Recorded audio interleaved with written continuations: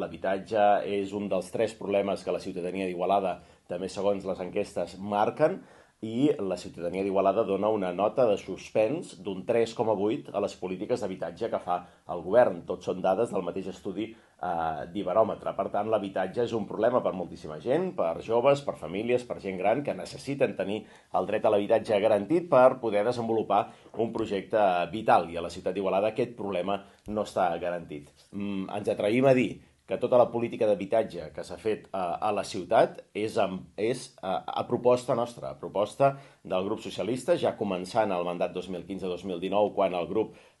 de socialistes d'Igualada, aleshores encapçalat per Jordi Riba, van plantejar impulsar un programa de rehabilitació d'habitatge que s'ha anat incrementant però que es va crear a proposta del grup del PSC, i durant aquests darrers anys i també durant aquest mandat hem creat propostes com, per exemple, la rebaixa de l'IBI a aquells pisos que es posin a lloguer a la borsa de l'Ajuntament,